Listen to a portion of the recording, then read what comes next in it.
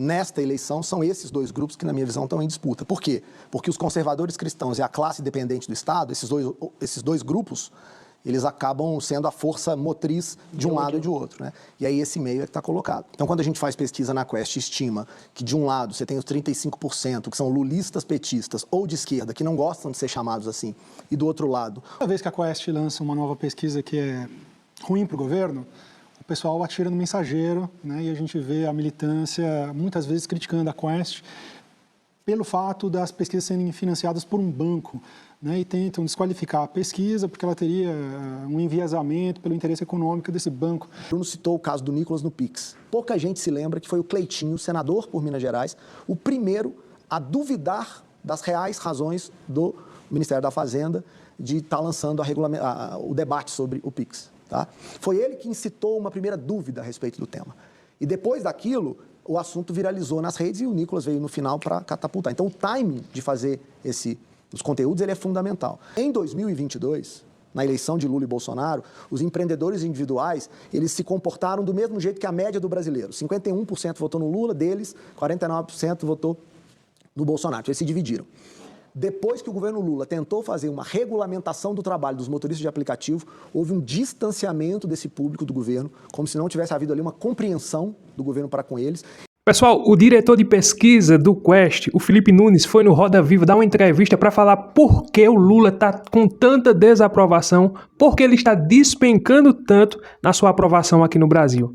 E vejam só, pessoal, até na Folha de São Paulo, o Lula só tem 28% de aprovação contra 40% de reprovação. É inacreditável. E aqui, o Felipe Nunes, que é o diretor de pesquisa da Quest, ele vai no Roda Viva enfrentar esses jornalistas, que é tudo de esquerda mesmo, até esse Felipe Nunes é de esquerda, mas o que eu acho interessante é que eles vão ter que engolir seco e vão ter que aceitar que a reprovação do Lula é um fato e é uma realidade. Eles vão falar do Nicolas Ferreira, que está crescendo muito com relação nas redes sociais, e o Nicolas Ferreira, nós sabemos, ele domina muito as redes sociais, e eles vão falar sobre o Nicolas Ferreira, sobre o crescimento e sobre a vitória de Jair Bolsonaro em 2026.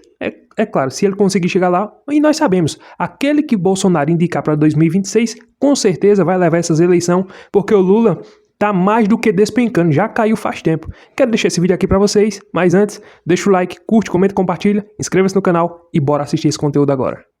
Nesta eleição, são esses dois grupos que, na minha visão, estão em disputa. Por quê? Porque os conservadores cristãos e a classe dependente do Estado, esses dois grupos, eles acabam sendo a força motriz de um lado e de outro, né? E aí esse meio é que está colocado. Então, quando a gente faz pesquisa na Quest, estima que de um lado você tem os 35%, que são lulistas, petistas ou de esquerda, que não gostam de ser chamados assim, e do outro lado, outros 35%, bolsonaristas ou de direita, que não gostam de ser chamados de bolsonaristas, sobra um meio que, em sua maioria, não está indo votar, está se abstendo do processo eleitoral, porque não se sente identificado nessa régua Lula-Bolsonaro, e aí sobram 10%. Né? Esses 10 que estão em disputa e que foram decisivos na eleição de 22 e serão de novo. Quem são eles? Primeiro, os liberais sociais, os antigos tucanos, que sempre votaram contra o PT e que pela primeira vez votaram no Lula contra o Bolsonaro, né? E uma nova classe, que são os empreendedores individuais, que alguns gostam de chamar de precarizados, que saíram ali da classe D e E e hoje se sentem donos do seu próprio nariz, não querem ter patrão e, por isso, têm um comportamento mais crítico à ideia do Estado. Em 22, a maior parte dos liberais sociais e dos precarizados votaram em Lula. O que a gente tem visto nesses últimos anos é o acirramento de uma ideia que a gente chama no livro de calcificação, de que existem dois polos que organizam a disputa política brasileira, o petismo e o antipetismo, mas que depois de 2018 ganhou um contorno novo, né? O Bolsonaro, na disputa, colocou para fora uma extrema-direita que hoje, organizada na sociedade, é capaz de produzir resultados eleitorais organizados não mais apenas em torno da ideia daqueles que não gostam do Lula, mas também em torno da ideia daqueles que veem no Bolsonaro uma identidade política, uma visão de mundo que faz sentido, né? E que estão no Sudeste, certo? Nas grandes cidades do Sudeste, principalmente. Principalmente no Sudeste. A cidade de São Paulo, em especial, é uma dessas cidades que a gente vai ter que acompanhar com muita lupa em 2026, porque a cidade virou um swing area, né? Como a gente fala nos Estados Unidos, que é aquela área pêndulo, que na última eleição foi fundamental para o Lula vencer. Os liberais sociais, os precarizados ou empreendedores individuais estão concentrados, BH, Rio, mas em especial na cidade de São Paulo. Certo, Bruno. Existe uma variável que nós ignoramos, eu digo a área como um todo, e que se mostrou cada vez mais relevante no processo eleitoral, que é a abstenção, né? A abstenção no Brasil está crescendo. Bruno, ela cresce a tal ponto que no Brasil o nível de pessoas que não vai votar é parecido, é quase o mesmo tanto, quase o mesmo percentual de americanos que não vão votar. Só que lá o voto é facultativo, aqui o voto é obrigatório, né? Qual que é o desafio aí? Quando o Instituto de Pesquisa faz a sua amostragem, que é o que diferencia uma pesquisa de uma enquete, a gente desenha as características dessa amostra a partir da caracterização de todo o eleitorado apto a votar. Só que quando você tira 25% de gente que estava apta, mas não compareceu, você tende a ter ali um descompasso entre o que se espera, né, do eleitorado que diz que vai votar e que dá uma preferência e aquele que, no fundo, comparece. Então, o que a gente adotou a partir de 2022, foi a primeira vez que a Quest fez isso, a gente trouxe para o Brasil a mesma metodologia que os acadêmicos americanos e os institutos de pesquisa americanos já faziam, que é o Likely Voter Model. O que é isso? É um modelo que é aplicado depois da pesquisa. Então, a pesquisa é feita, depois disso você aplica um modelo que pondera as chances reais do Bruno Caraza ir votar no domingo. E aí o seu voto, a sua opinião, sua intenção de votar, ela é descontada pelas chances reais de você comparecer. Isso trouxe uma contribuição, na minha visão, decisiva em 22. Quando a Quest aplica isso pela primeira vez, a gente consegue chegar no 50, alguma coisa do Lula e o 49, outra coisa do Bolsonaro. A gente mostra esse resultado e aí a gente vai para a eleição de 24, a primeira que a Quest fez com a Rede Globo, publicando os resultados de eleições municipais nas 26 capitais, a gente apresenta os resultados para o eleitor com o Likely Voter. Cada vez que a Quest lança uma nova pesquisa que é ruim para o governo, o pessoal atira no mensageiro, né? E a gente vê a militância muitas vezes criticando a Quest pelo fato das pesquisas serem financiadas por um banco, né? E tentam desqualificar a pesquisa porque ela teria um enviesamento pelo interesse econômico desse banco. Queria dar a oportunidade para você comentar um pouquinho sobre como se dá essa parceria Instituto de Pesquisa, banco, e quais procedimentos vocês desenvolveram para proteger os parâmetros de pesquisa da influência do financiador. Eu sou o maior defensor da transparência. Acho que a transparência é o elemento fundamental que garante credibilidade da relação do Instituto com o cidadão, né? Se você entrar no site da Quest e ler a missão da empresa, você vai ver lá que a missão da Quest é produzir dados que contribuam para o debate público, e aí isso tem a ver com toda a parte de opinião pública que a gente faz, mas também de apoiar a tomada de decisão estratégica. Essa é a parte que a gente diz respeito ao trabalho que a gente faz com as empresas, as maiores empresas do Brasil. Os bancos sempre fizeram pesquisa. Quem acompanha a eleição a partir da dinâmica do mercado financeiro sabe que eles sempre contrataram informação para eles. O que a Quest faz com a Genial é dar total transparência a um dado que originalmente ficava restrito a quem tinha recurso financeiro para fazer isso. Então, eu acredito que esse é um mecanismo de democratização do dado que permite que os jornalistas, os analistas políticos, os acadêmicos, a sociedade em geral interessada, que ela possa ter acesso no mesmo nível, né, dos bancos, nesse caso a Genial, que é uma parceira que a gente tem o maior orgulho de ter desde 2021, porque me lembro do primeiro dia, quando conversei com eles disseram, a gente está aqui atrás de saber o que vai acontecer, a gente não quer ser agradado. Eu falei, então não somos bons parceiros, seremos bons parceiros, porque eu não estou aqui para agradar ninguém, eu sou né, um cientista que rege o meu trabalho por critérios técnicos, rigor científico, humildade, porque o acadêmico, antes de tudo, você sabe, porque é um bom acadêmico, tem que ter humildade para reconhecer o dado, quando ele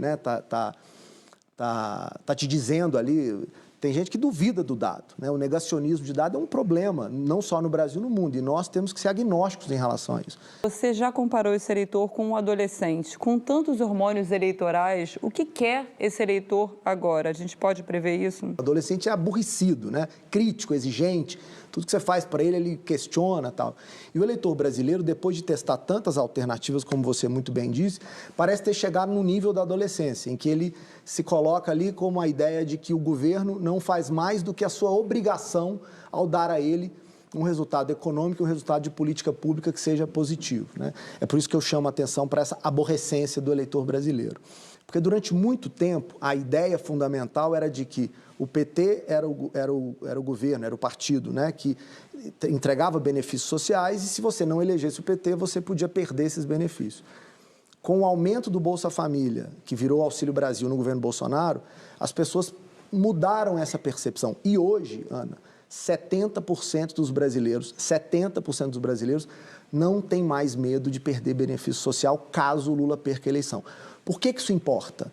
Porque o eleitor que agora vive se informando, claro, na TV, nos jornais, rádios, mas que também tem o celular como um instrumento de informação, ele passa a ter mais opinião, ele passa a participar do jogo político de outra maneira.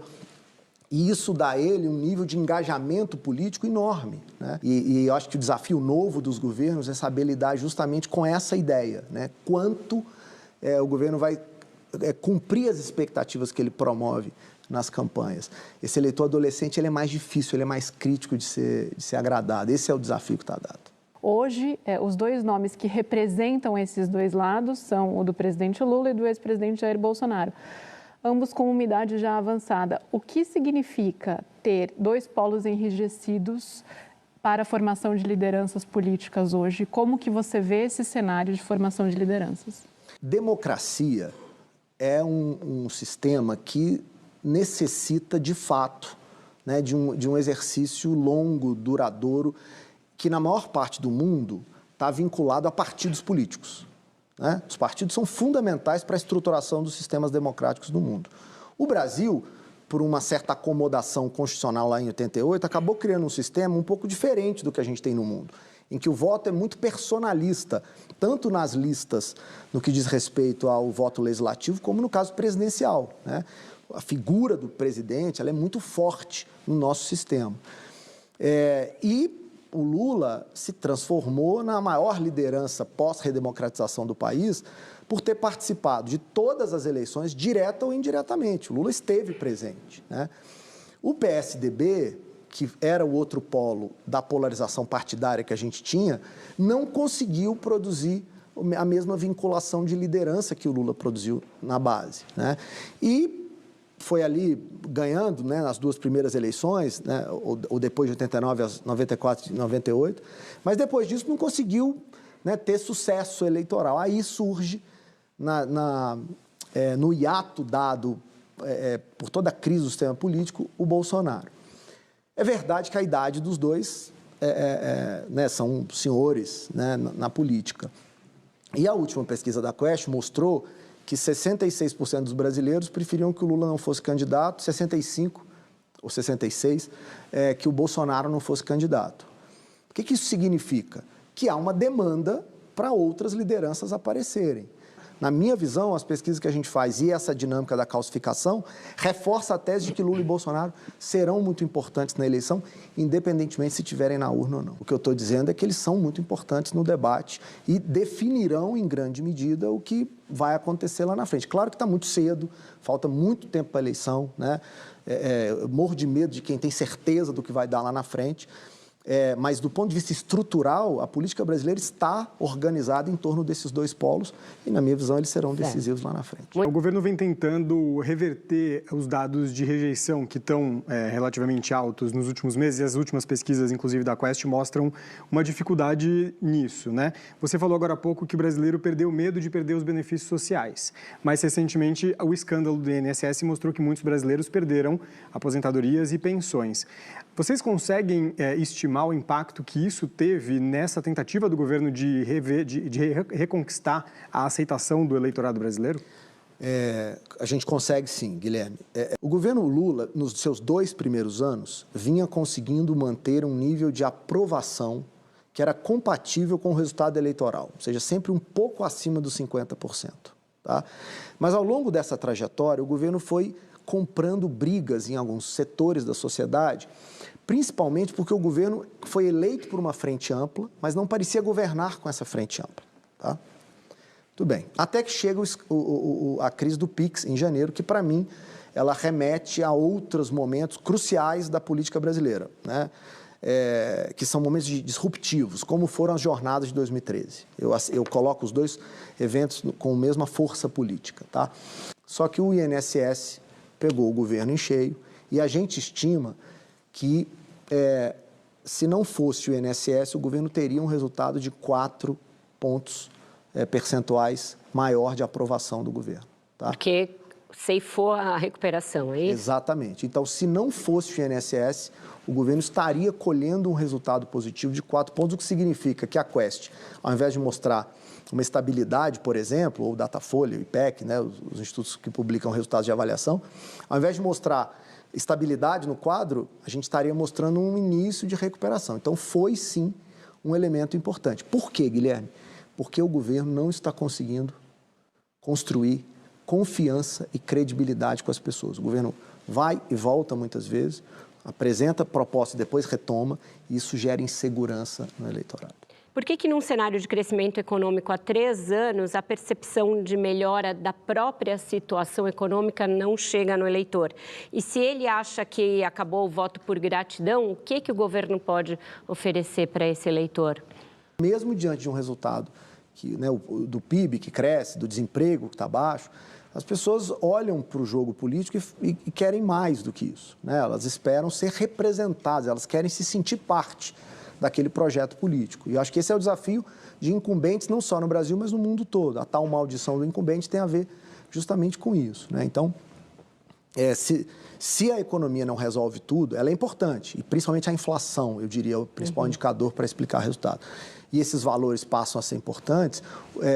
Eu não estou aqui para dar recomendação para governo nenhum, acho que esse não é o papel do pesquisador, né? O papel do pesquisador é dar indícios e elementos para essa avaliação. Mas nesta avaliação, o que a gente está vendo, Vera?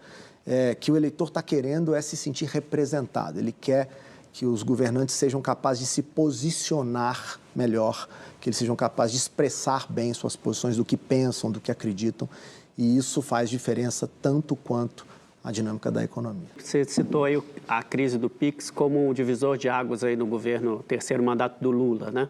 A gente sabe que toda a crise, né, foi potencializada pelo famoso vídeo do deputado Nicolas Ferreira, que teve centenas de milhões de visualizações, e isso meio que está colocando o governo aí nas cordas, depois na crise do INSS, como na fraude do INSS, como o Muniz falou, agora no aumento do IOF. Com o advento das redes e a popularização, quase universalização do acesso, ou no trabalho, né, ou em casa de rede, as pessoas passaram a mudar um pouco seus hábitos.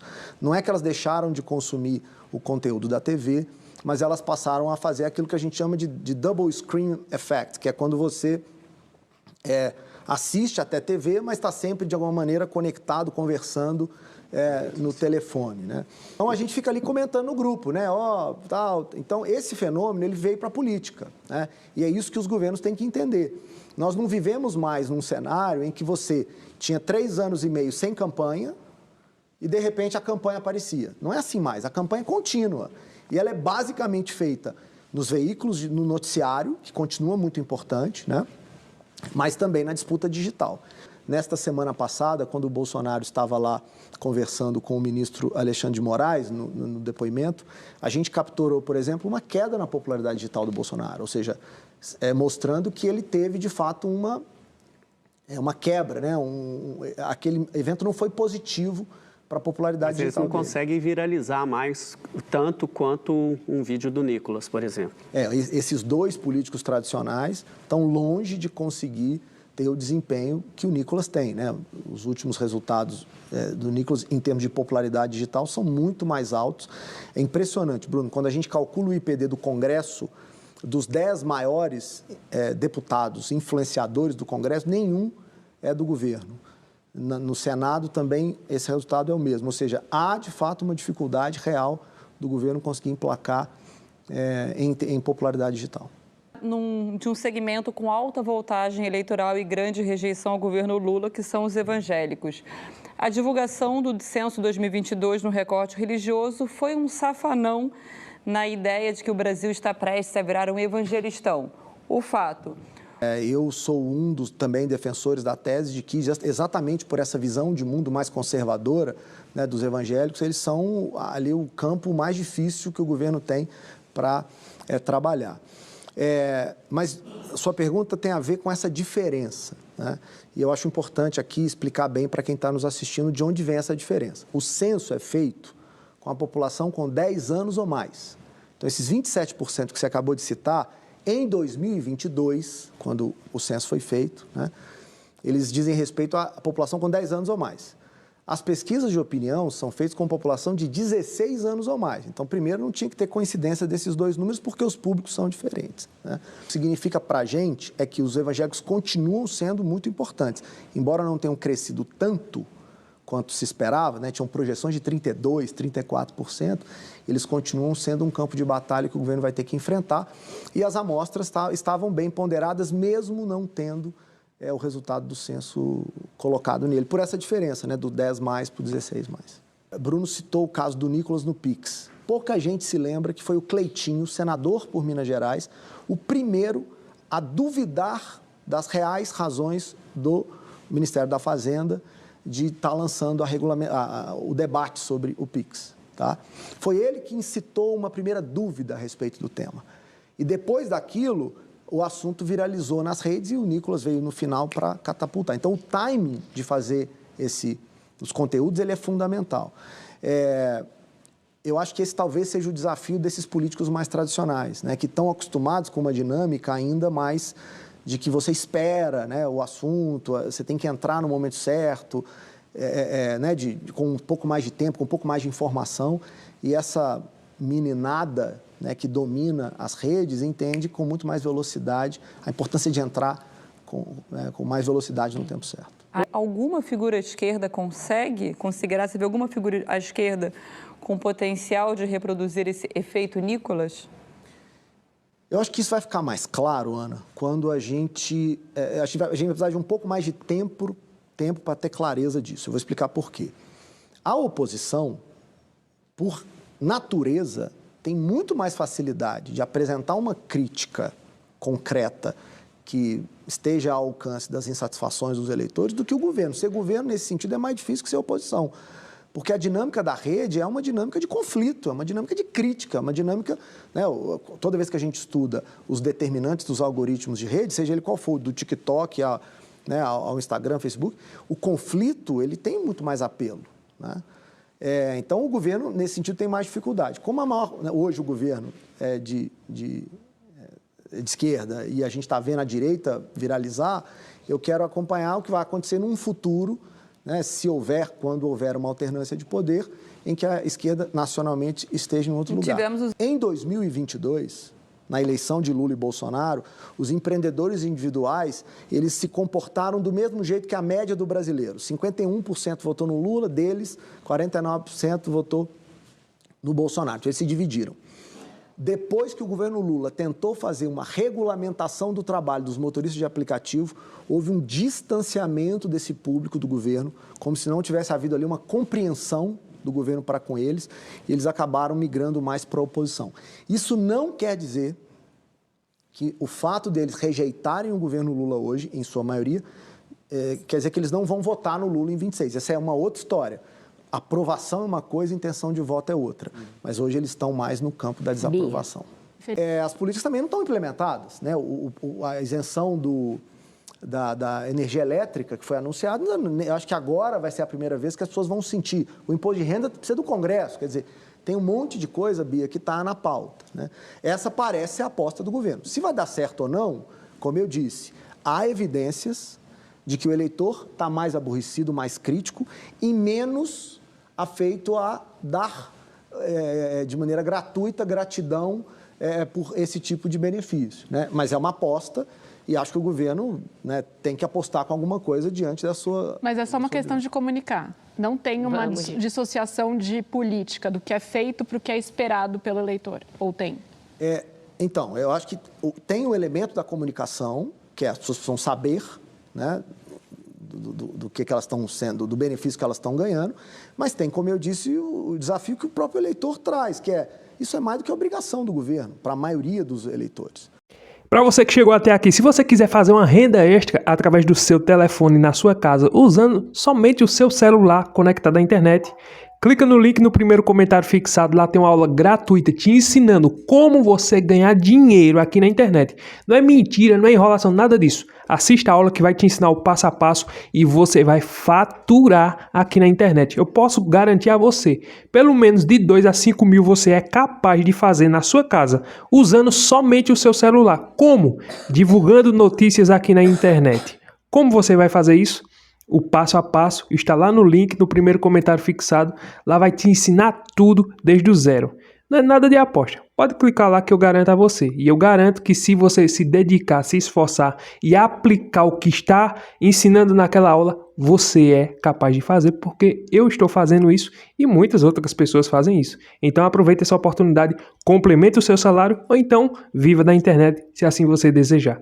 Clica no link no primeiro comentário fixado. Pessoal, é sensacional.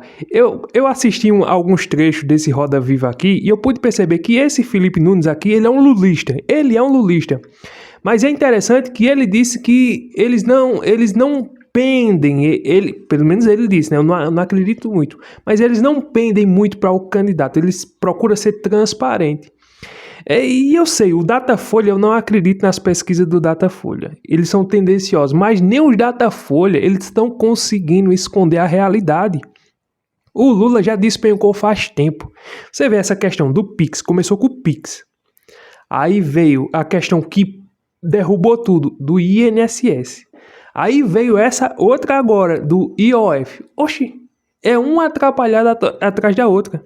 Aí você vê que a Vera Magalhães diz, não, mas com o crescimento do PIB, o Brasil está crescendo, o desemprego está caindo, o Brasil está avançando. A Vera Magalhães fala isso, mas quem está percebendo isso? Porque o que nós estamos vendo é a alta dos alimentos, o que nós estamos vendo é a alta do dólar, o que nós estamos vendo é totalmente o contrário daquilo que o governo vende. Já trocaram marqueteiro, colocaram Sidônio, substituíram um ministro ou outro, mas não está dando resultado de nada. Quando nós procuramos olhar quem são os ministros, meu Deus do céu, é triste, é lamentável, porque o Fernando Haddad na economia, não estamos vendo crescimento nenhum. Quem está vendo? Pelo contrário, ao invés de ter crescimento, ao invés de ter progresso, nós estamos vendo déficit no Brasil, dívidas após dívidas. Fora que a Janja gasta mais do que tudo no mundo. Qual é o exemplo de economia que o governo dá? Porque o governo, quando viaja com a comitiva, lota um avião com 200 e não sei quantas pessoas, vai para não sei onde, quantos milhões não é gasto numa viagem dessa? Ou seja, cadê o exemplo de economia? Cadê o exemplo de austeridade? Então não tem. Esse governo, ele pensa que o populismo, não, vamos mudar o povo, vamos fazer isso. É a obrigação do governo, é garantir a segurança pública, é garantir infraestrutura, é garantir a saúde, a educação. Isso é obrigação, ele não faz mais do que obrigação, não é moeda de troca, não. O eleitor, ele não tem a obrigação de trocar o voto dele por algo. Vamos ver se o governo vai, vou tentar, não. Independente se a pessoa vota ou não, o governo tem a obrigação de fazer. Mas esse daí, que ganhou com aquela frente ampla, que ganhou com a frente ampla, que o Alckmin aderiu a essa frente ampla, o Alckmin chamou o Lula, né? Que o Lula da pessoa que ia voltar à cena do crime. Interessante que o Alckmin, que disse que o Lula ia voltar à cena do crime, abraçou ele, deu as mãos a Lula e voltou junto para a cena do crime, junto com Lula. Aí nós vemos hoje essa frente ampla, que era pela democracia, para que o fascismo não volte, aquela conversa toda, tá aí agora. O Alckmin não tem moral para nada, tá desmoralizado. As pessoas que pensavam que o Alckmin era de direita, o Alckmin é conservador, de direita. Olha aí quem é o Alckmin. Se mostrou totalmente de esquerda, ele só estava disfarçado. Era aquela briguinha antigamente, ele e Lula, mas a gente sabe, eram todos os dois de esquerda. Acabaram dando as mãos agora e se mostraram quem realmente é. Direita que nós estamos vendo, de fato, hoje, é Bolsonaro. Isso aí é um fato. Aí é interessante que eles trazem essas pesquisas aqui e o cara da Quest, aí vocês veem que eles tentam de todo jeito passar a mão. Aí falaram até dos evangélicos. Essa tendenciosa ali, aquela jornalista tendenciosa, falou do crescimento dos evangélicos e não sei o quê. Aí o pesquisador aqui, né, o Felipe Nunes, ele reconhece que os evangélicos, eles são um grupo muito forte aqui e também sabemos que a rejeição do Lula no meio dos evangélicos não é novidade para ninguém, até porque as pautas que o Lula defende vai totalmente contra aquilo que nós defendemos. O cristão, ele defende pauta da família. O cristão, ele é contra o aborto. O cristão é contra as drogas. O cristão é contra tudo isso que esse governo que está aí apoia. Agora ele não se manifesta porque se ele se manifestar, pronto. Aí é que desanda tudo mesmo. Mas nós sabemos qual é a verdadeira identidade desse desgoverno que está aí. Então eles tentam mascarar de algum jeito, fazer algum aceno, algum aplauso, mas não tem aprovação da maioria. E interessante que eles falaram do Nicolas Ferreira.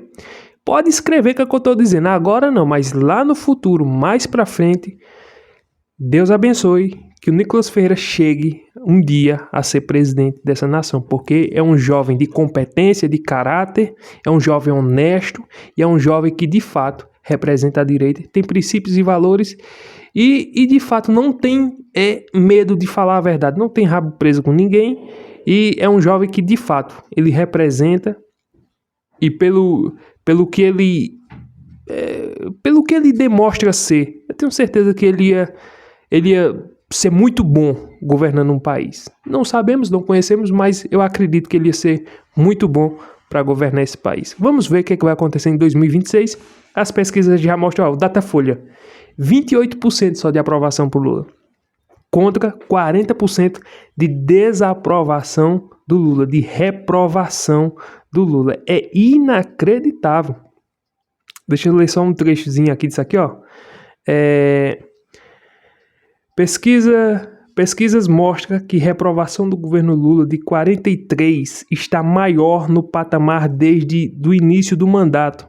A pesquisa Genial Quest indica que 66% dos entrevistados, para 66% dos entrevistados, o Lula não deveria se candidatar à reeleição de 2026. Pois é, 66% das pessoas que foram entrevistadas, segundo essa pesquisa aqui, dizem que o Lula não é nem para se candidatar. As pessoas já queriam que ele fosse embora agora. Só vão dar o tempo dele terminar o mandato dele, que já está... Falta 1 ano e meio ainda, né? Muita coisa. Mas já está quase findando. Vamos esperar e mudar esse estado e esse país. Porque ninguém aguenta mais, né? Deixa o like, curte, comenta, compartilha. Inscreva-se no canal e até o próximo vídeo, se Deus permitir.